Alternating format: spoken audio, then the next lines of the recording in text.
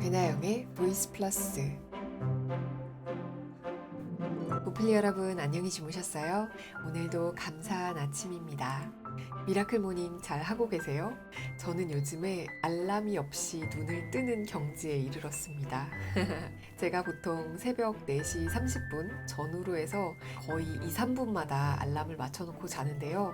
요즘엔 기가 막히게 4시 20분 정도면 눈이 딱 떠지더라고요. 그래서 알람을 일어나서 바로바로 끄고 있어요. 보이스 플러스를 업로드해야 한다는 그런 책임감, 여러분들이 매일 아침마다 들어주실 거라는 기대, 이런 것들이 저를 매일 아침 벌떡 일어나게 만드는 것 같아요. 어느 날은 너무 긴장하고 자서 한 새벽 3시 반에 눈을 뜰 때도 있어요. 그럴 때는 1시간을 마저 잡니다. 근데 문제는 그 다음이더라고요.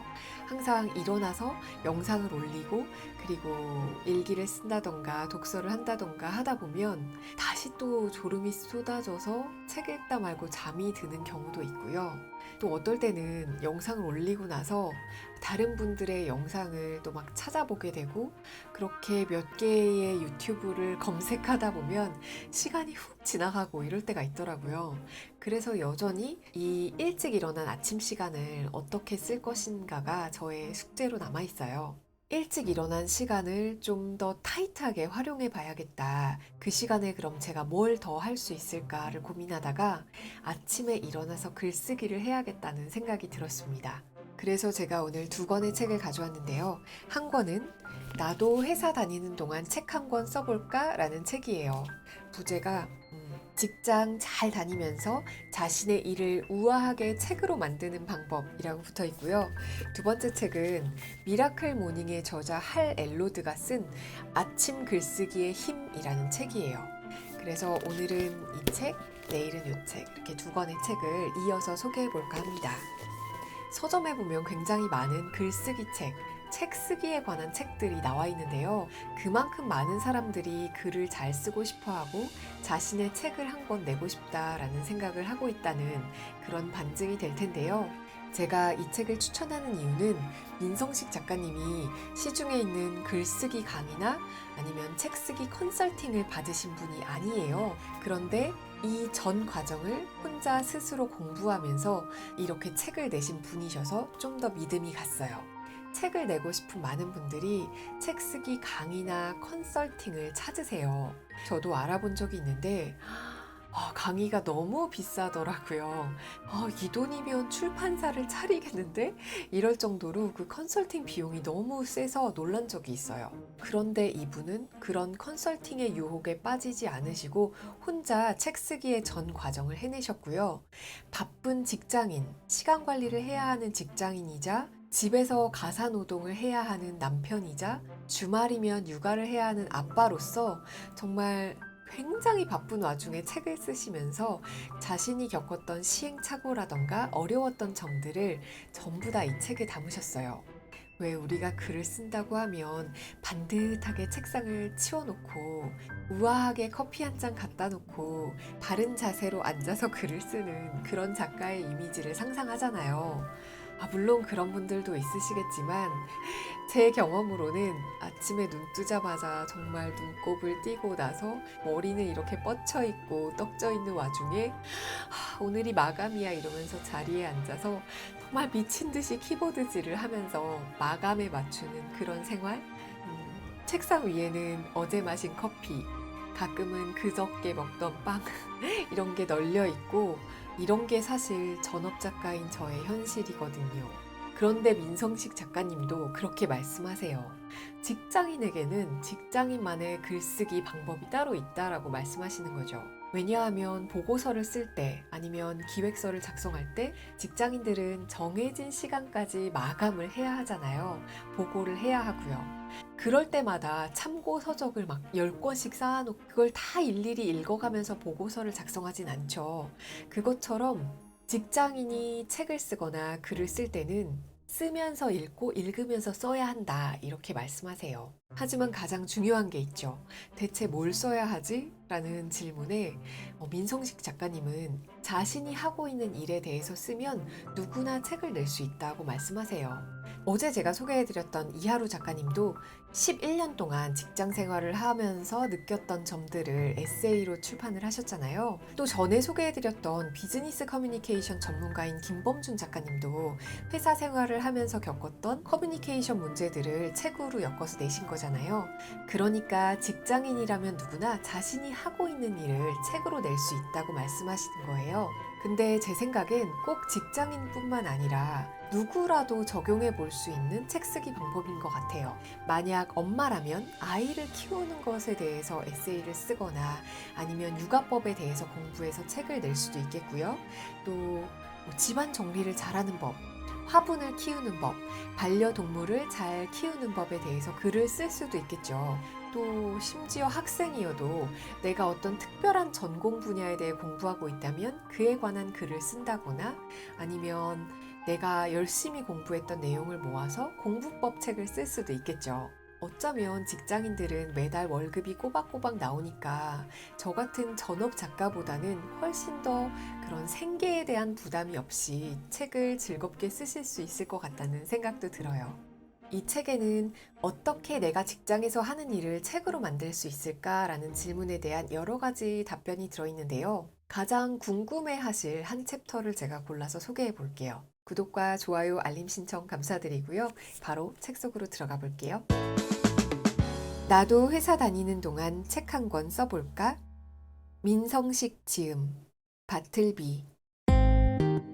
회사에서 쉽게 글감 찾는 법. 등잔 밑이 어둡다라는 말이 있다.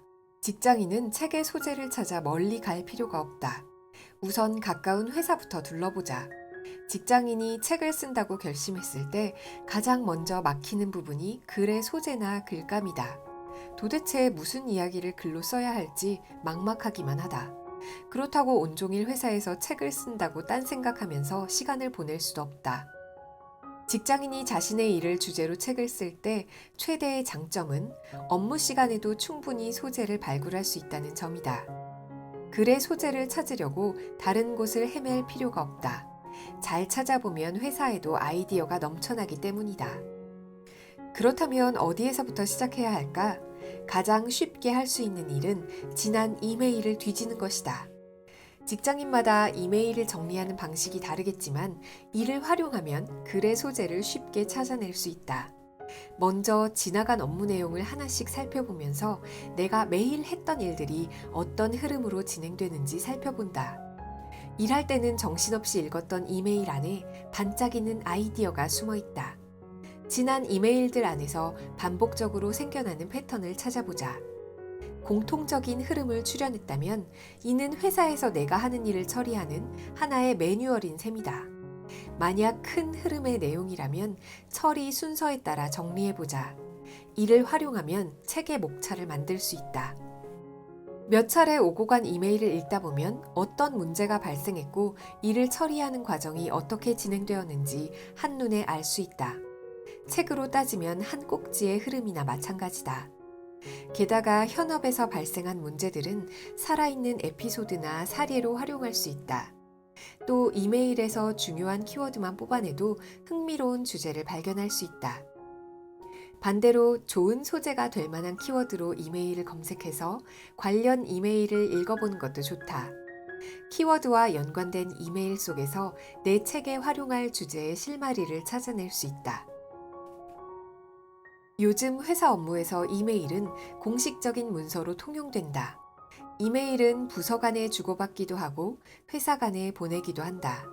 그 속의 내용은 대부분 문제가 발생했거나 논쟁이 될 만한 내용이 담겨 있을 가능성이 높다.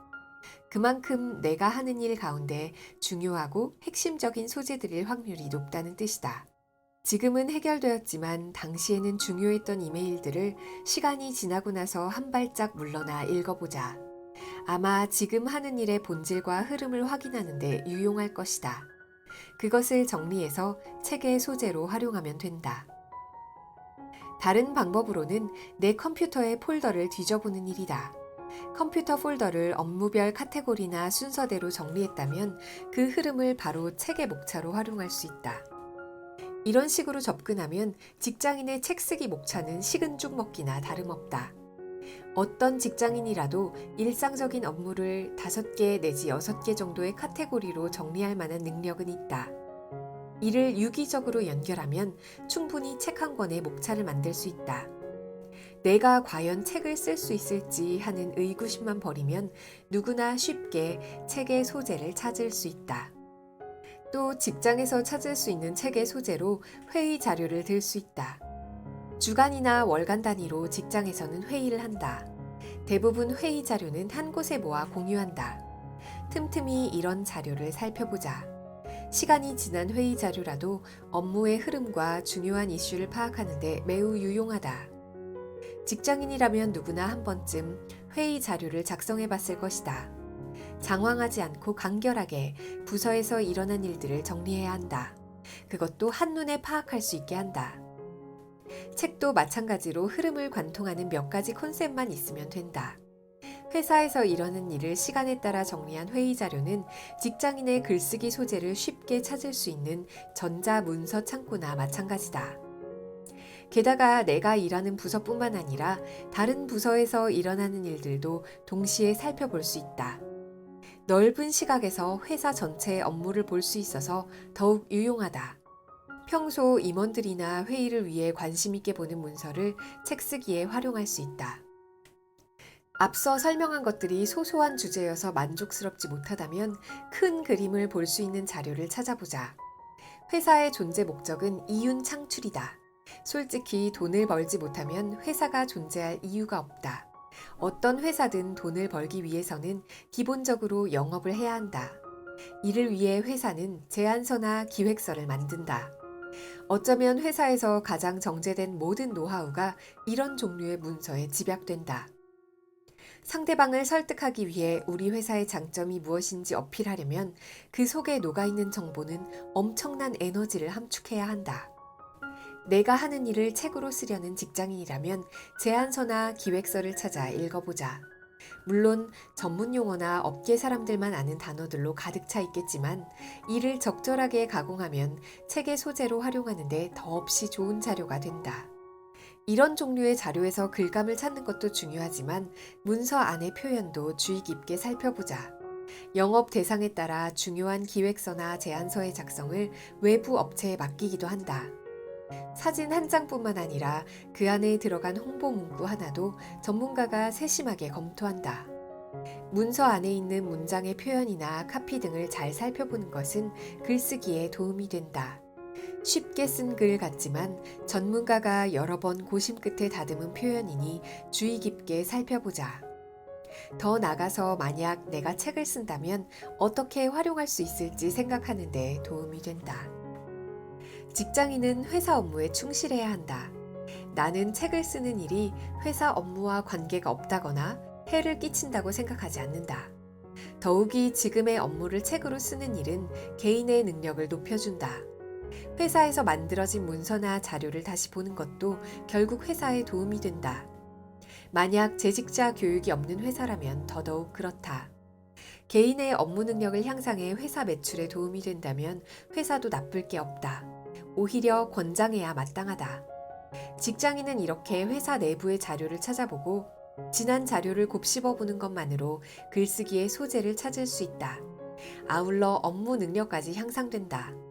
그러니 글을 쓸 만한 아이디어가 잘 떠오르지 않는다면 지금 당장 내 컴퓨터를 뒤져보자. 그 속에 내가 찾던 글감이 분명히 있다.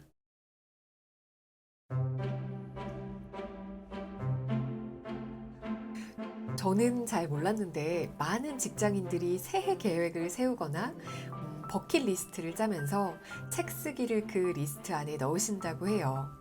그만큼 많은 분들이 책을 쓰고 싶어 하시는데 실제로 책을 쓰시는 직장인들은 꽤 드물죠. 아마도 책을 쓰는 게 어려워서라기보다는 책을 쓰는 방법을 잘 몰라서 그런 게 아닌가 싶어요. 오늘 소개해드린 이 책으로 작가가 되길 꿈꾸는 여러분들이 언젠가 한 권씩 자신의 책을 쓰시길 바라면서 오늘 여기서 마칠게요. 오늘도 행복하고 건강한 하루 되시길 바라요. 우린 내일 또 만나요. 안녕. 배나영의 보이스 플러스